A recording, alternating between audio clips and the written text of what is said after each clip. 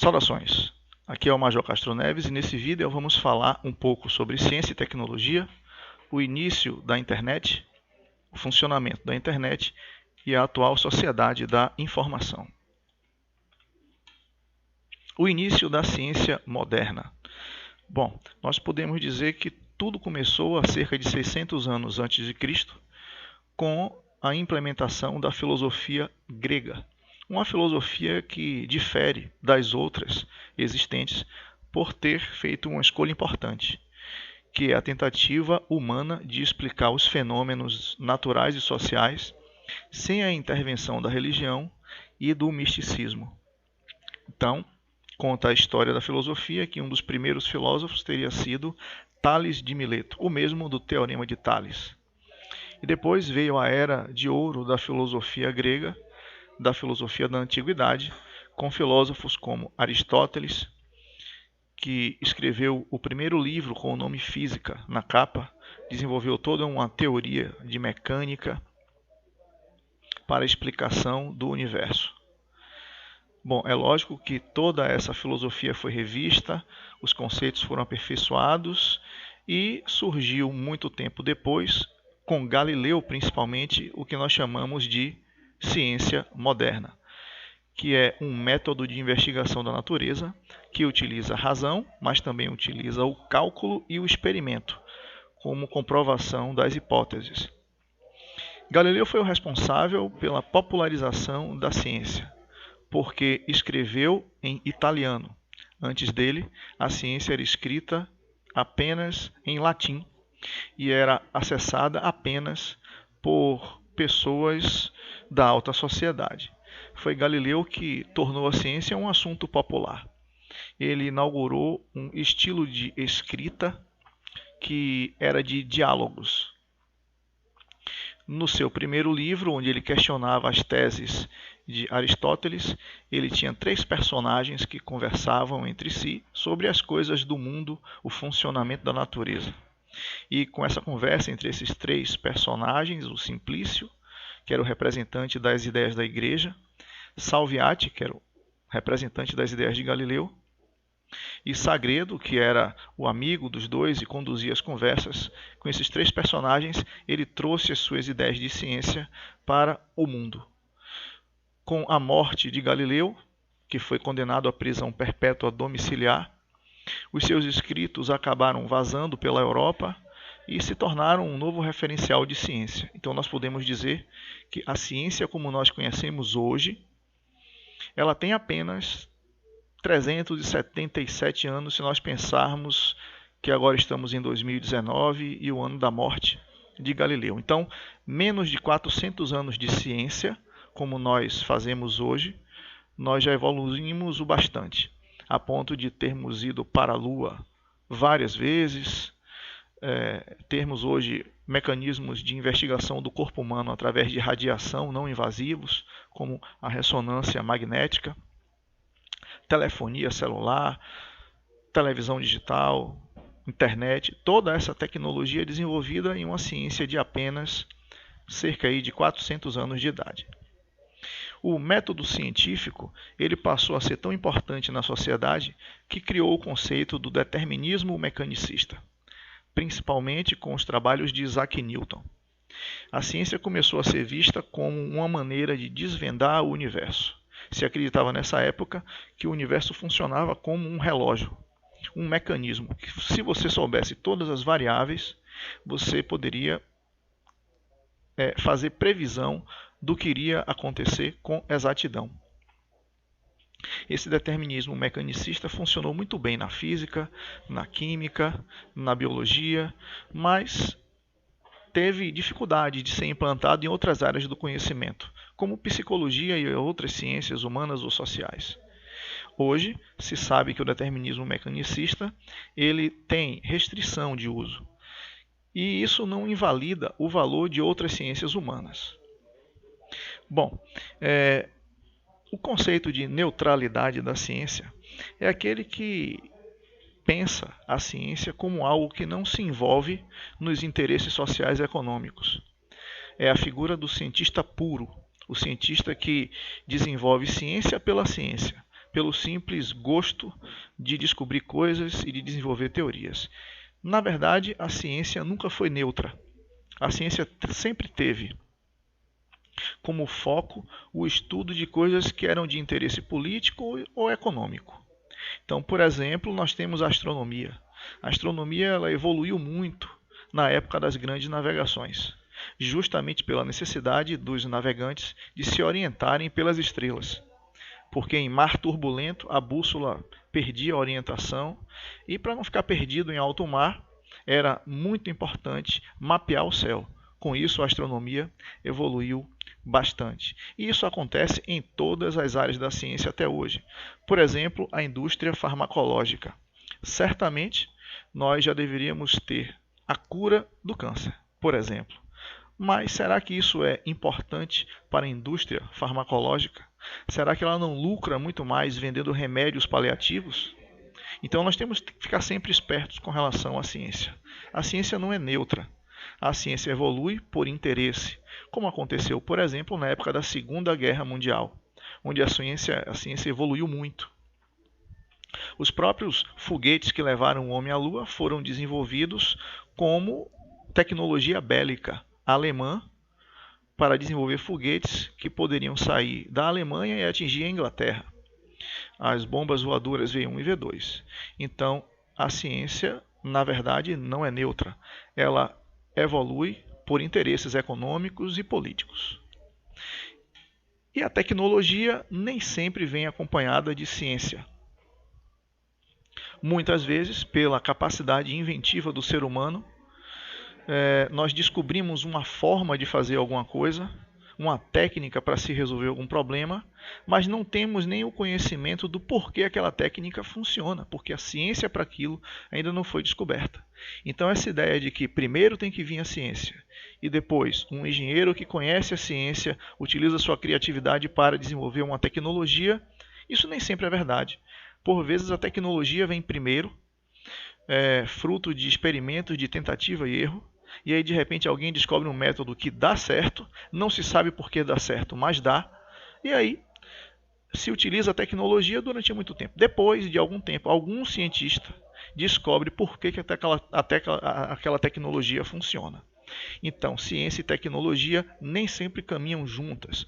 A tecnologia pode sim vir primeiro, pelo fruto da nossa capacidade inventiva de fazer testes e trabalhar com tentativa e erro. Bom, as primeiras máquinas elas não eram nada inteligentes. As primeiras máquinas elas apenas faziam uma mesma atividade sempre, trabalhavam da mesma maneira. E aí de repente começou a surgir o pensamento de desenvolver máquinas que poderiam trabalhar de modo diferente a depender da necessidade. São as máquinas programáveis. Um exemplo básico de máquina programável são as caixinhas de música.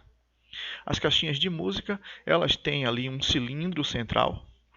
Esse cilindro tem pinos e esses pinos ativam teclas e fazem ali a música de acordo com a programação do cilindro.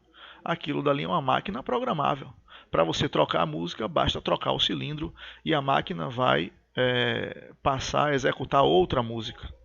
Um exemplo também muito interessante desse início da era da programação das máquinas aconteceu na Revolução Industrial em 1801, na França, durante a Revolução Industrial, quando um mecânico francês, Joseph-Marie Jaguard, ele inventou um tear mecânico, controlado por cartões perfurados. Essa máquina era capaz de produzir tecidos com desenhos bonitos e intricados. Foi um sucesso gigantesco, mas ele chegou a ser ameaçado de morte algumas vezes, porque muitas pessoas começaram a acreditar que iriam perder o emprego.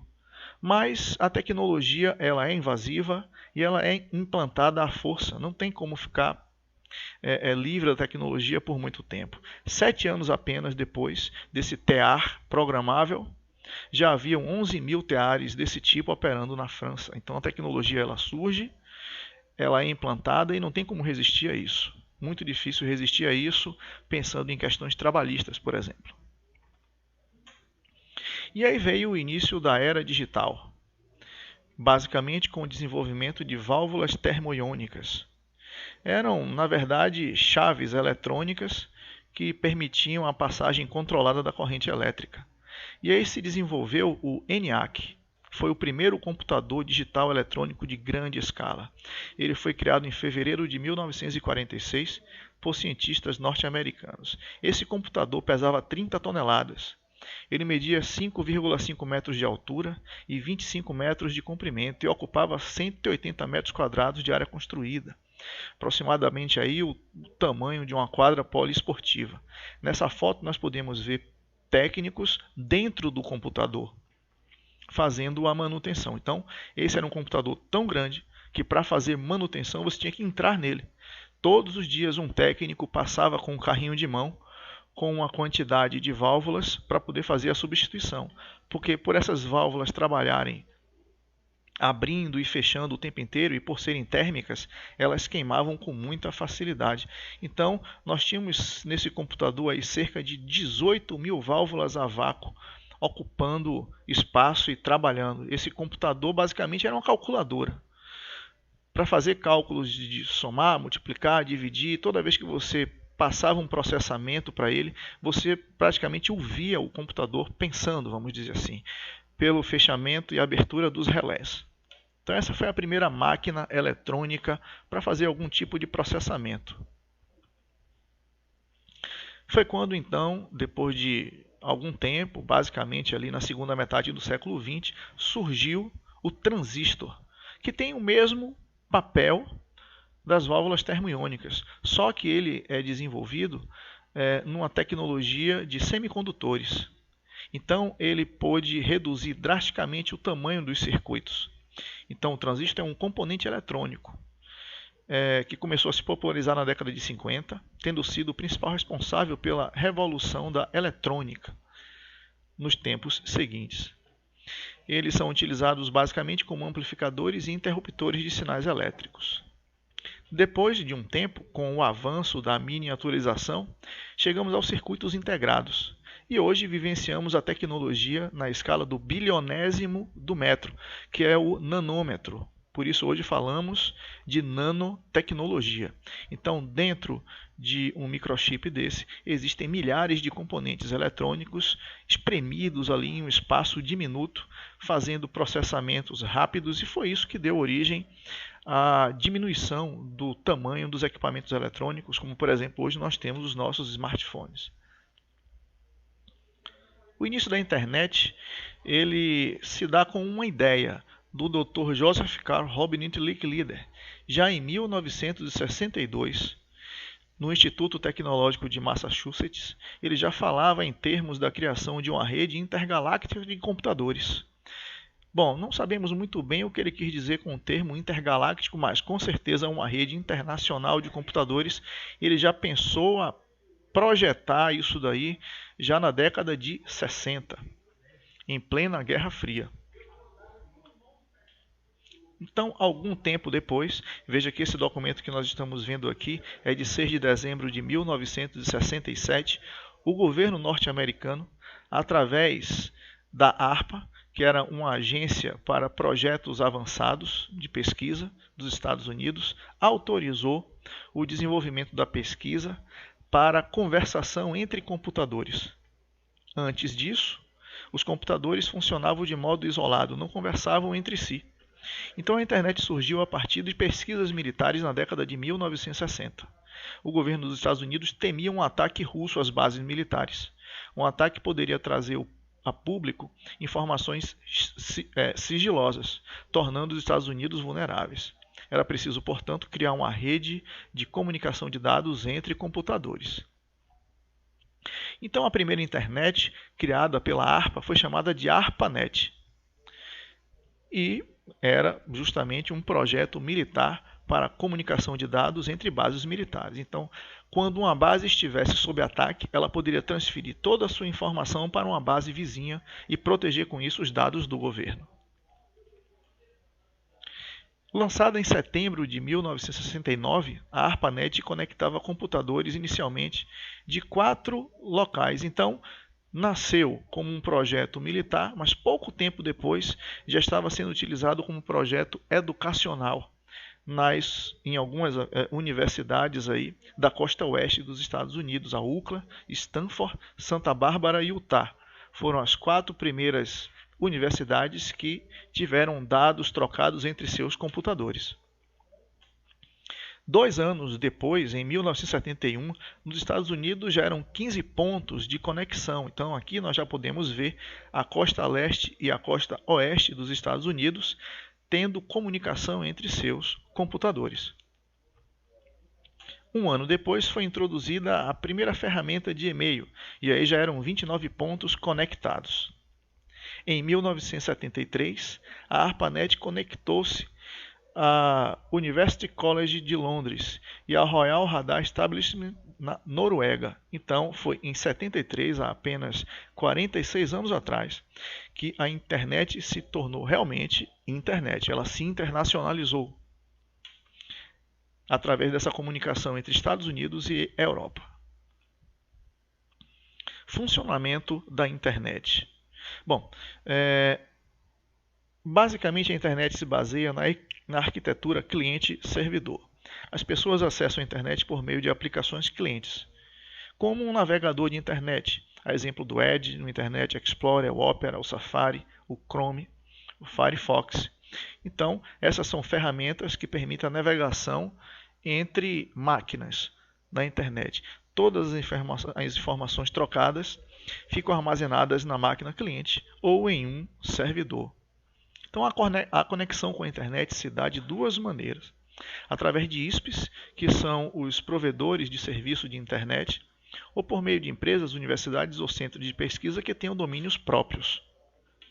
Então, nessa figura nós vemos aí a máquina cliente, que digita um endereço de internet, nomenclatura técnica URL. Essa solicitação, essa requisição vai a um computador, que é um servidor de internet localizado em determinado local do mundo aí, que recebe essa requisição, processa a requisição e devolve um documento que pode ser lido pelo cliente, um documento HTML, um documento que tem textos, que tem áudio, que tem figuras e que pode ser acessado pelo cliente. Então, basicamente, esse é o funcionamento da internet, através de comunicação entre cliente e servidor. Nesta figura aqui nós estamos vendo um exemplo de como se dá aí o funcionamento da internet. Então nós temos rede do campus de universidade ou de escritórios que, através de comunicação de dados, manda suas solicitações que vão viajar pelas estradas da internet, que nós chamamos de backbone. Esses dados, essas solicitações vão sendo direcionadas até chegarem ao servidor que tem a informação, o dado que nós queremos acessar. Essa comunicação se dá através de linha telefônica ou através de linha de dados específica. As primeiras comunicações eram através de linha telefônica comum. Hoje nós já temos um serviço de internet direcionado de maneira mais profissional, mais rápida, que fica livre da nossa linha telefônica residencial. Então nós temos nessa imagem aqui justamente a ideia de que o cliente tem um endereço de internet, o IP, que identifica univocamente o dispositivo na rede. Você pode enviar protocolo HTTP ou SMTP para, nesse caso, e-mails, e isso faz com que aconteça aí a comunicação entre máquinas na internet. A internet baseia-se na pilha de protocolos TCP/IP. Todos os computadores recebem um IP único, que é representado por números separados por pontos. Os pacotes são enviados a um servidor de rede, que encaminha para quantos servidores forem necessários, até que todos os pacotes cheguem ao destino e a mensagem seja remontada. Então veja que a responsabilidade do protocolo TCP, que é tão antigo quanto a própria internet, é garantir a integridade da informação. Então, por exemplo, veja o que está acontecendo aqui nesta figura. A pessoa aqui do lado esquerdo manda uma mensagem: como vai você? Esses caracteres são empacotados em 3 pacotinhos, o pacote A, B e C. Esses pacotes A, B e C são disparados para a internet. Ao chegar em cada roteador, cada pacote é direcionado para o local correto. E veja que eles percorrem caminhos diferentes. Veja que o pacote A foi por uma estrada, o pacote B por outra e o pacote C por outra. Porque o roteador, ao receber um pacote, ele avalia qual é a rota de menor tráfego e manda para aquela onde o dado vai fluir de forma mais rápida, mais livre. Mas o importante é que todos esses pacotinhos chegam no mesmo lugar e são remontados na máquina do cliente. Veja que a mensagem que chega para a pessoa do outro lado é exatamente a que foi enviada. Como vai você? Interrogação. Veja que não existe aí uma troca nos pacotes, na ordem dos pacotes. Eles são remontados exatamente na ordem correta. Então a pessoa responde, bem, obrigado. E o bem, vírgula, obrigado, exclamação. Tudo isso vai ser empacotado, nesse caso aqui, em 3 pacotinhos, X, Y e Z, que disparados nas estradas da internet são direcionados pelos roteadores por estradas diferentes. A mesma coisa, a mesma história. Esses 3 pacotinhos, X, Y e Z, são remontados na outra máquina, na máquina da pessoa que se destina à mensagem, e a pessoa então tem acesso exatamente à integralidade da informação.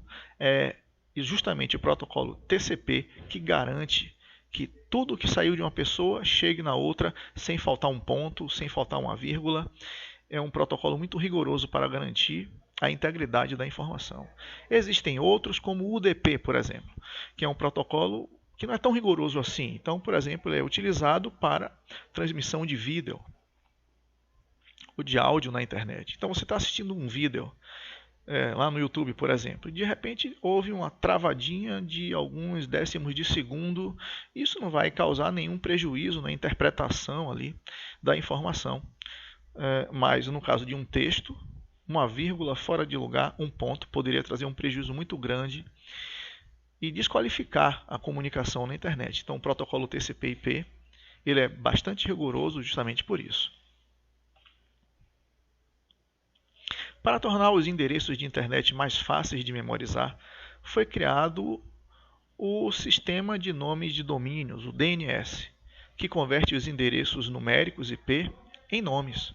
Então, por exemplo, quando nós digitamos google.com.br, na verdade nós estamos acessando o endereço IP 64.233.164.104.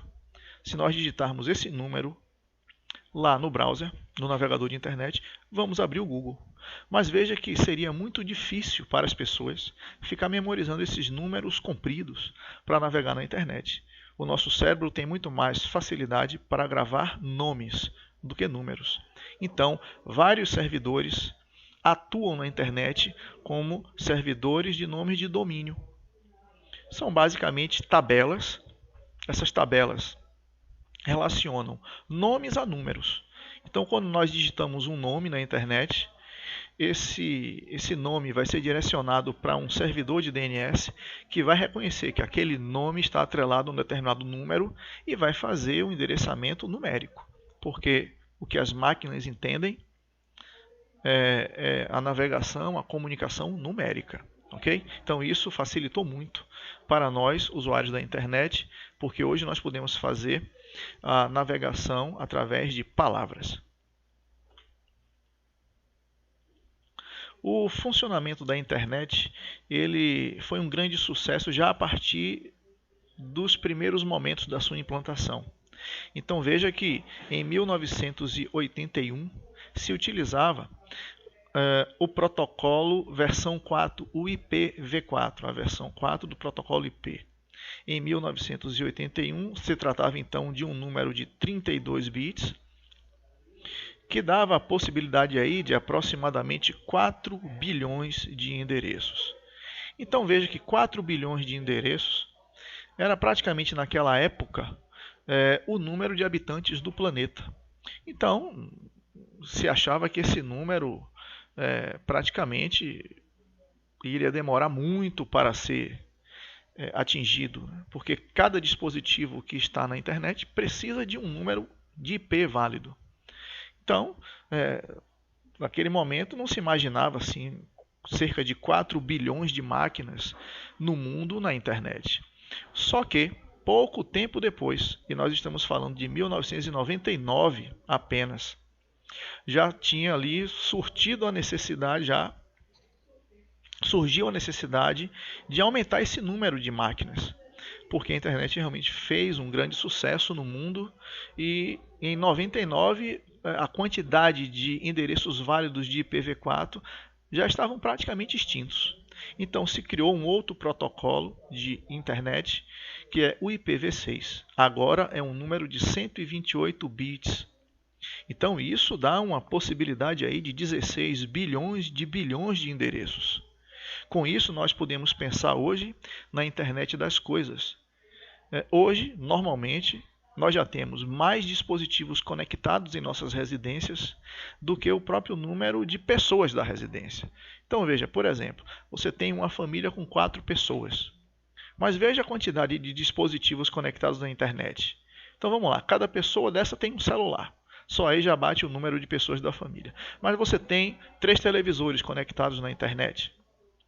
Você tem um computador, um notebook. Então veja aí que hoje numa família aí de 4 pessoas, você tem pelo menos 10 a 12 dispositivos conectados na internet. Então por isso que o número de dispositivos ultrapassa em muito a quantidade de habitantes. E com a automatização das coisas, com a internet das coisas, esse número realmente precisou crescer. Então essa foi uma tecnologia desenvolvida justamente por causa da demanda, da quantidade de dispositivos que não para de crescer conectados na internet. Nós estamos vendo aqui agora uma tela que é a visão de uma das primeiras páginas de internet. Isso que nós estamos vendo aqui com fundo preto e tela verde era o site do CERN, que é um laboratório de física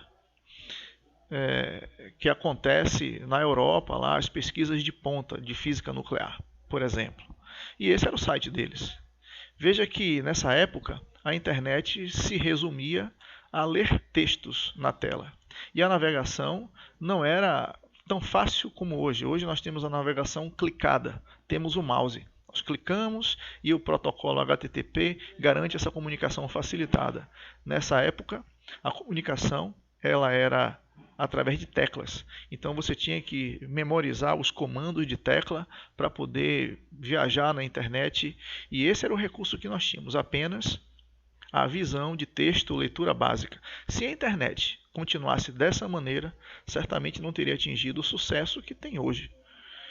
Seria apenas uma internet de cientistas, de jornalistas, mas as pessoas não iam se interessar muito por algo pobre, como nós estamos vendo aqui. Mas foi assim que a internet surgiu.